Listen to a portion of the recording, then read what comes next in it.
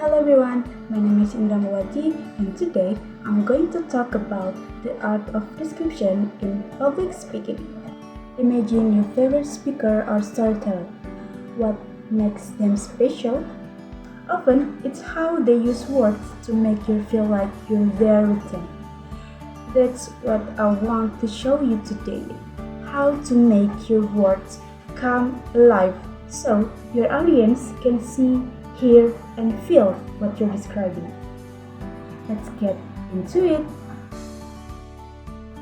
So, what is description? It's the way we help people picture something by using words. There are two main types of description. The first is scientific. This is for explaining facts or how something works. For example, the car has 4 doors and an electric engine. And the second is artistic. This is about making the description more creative and emotional.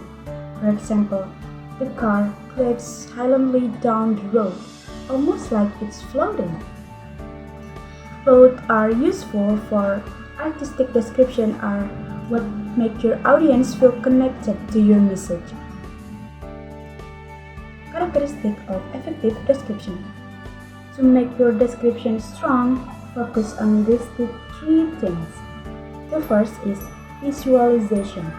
Imagine the scene or object clearly before describing it. For example, if you're talking about a park, think about the green grass, kids playing, the smell of flowers, and the sound of birds. When you can picture it, your audience will too. The second is personal perspective. Share how you see or feel about it. For example, instead of saying it was cold, you could say the icy wind stung my face as I walked outside.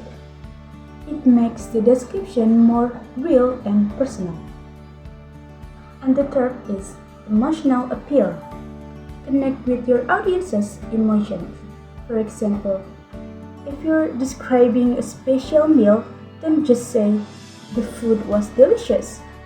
Try the warm, creamy soup reminded me of home, bringing a smile to my face. Emotions make your description more powerful. Here are some simple ways to describe things effectively. The first is suggestion.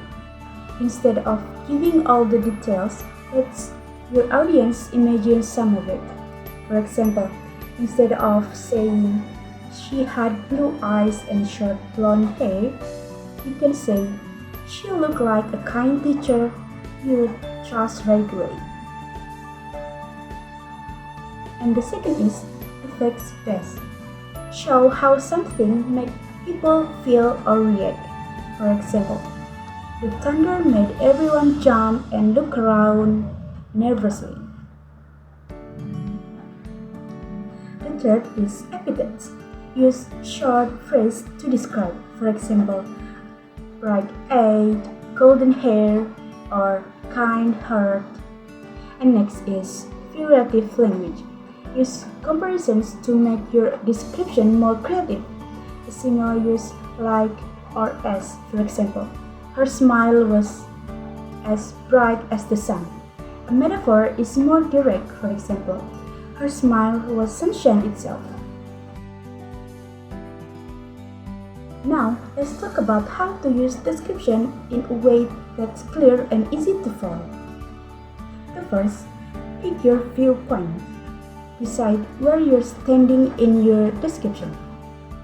For example, if you're describing a market, will you focus on the big crowd or zoom in on a fruit stand?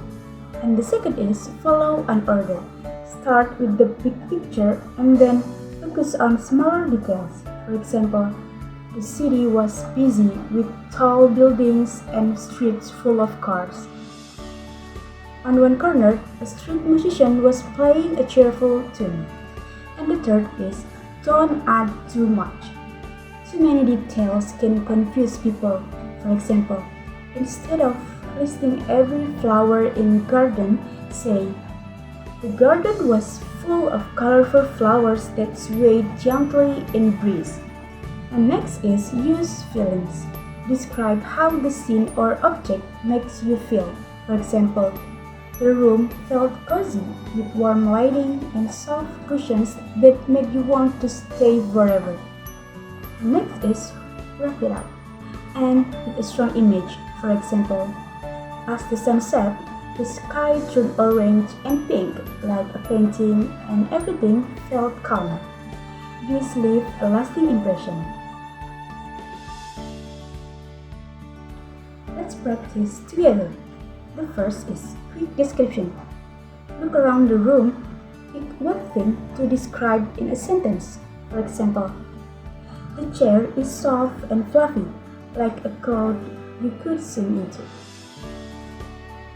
And the next is observation. Practice noticing things around you. For example, when you're outside, pay attention to the way the trees move or how the air smells after the rain. And try it now. Close your eyes and think of your favorite place. Picture what you see, hear, or feel. After a few seconds, try to describing it in 1 or 2 sentences. For example, my favorite place is a quiet beach where the waves gently touch the shore, and the salty breeze makes me feel relaxed. This helps you practice creating vivid image. In summary, description is a powerful tool to make your speech more engaging and memorable. Remember these tips. The first is visualize what you're describing. And the second is share your personal perspective. And then use emotion to make it relatable. With practice, you will get better at bringing your words to life. Thank you, and I hope you're excited to try this technique in your own presentation. Bye-bye!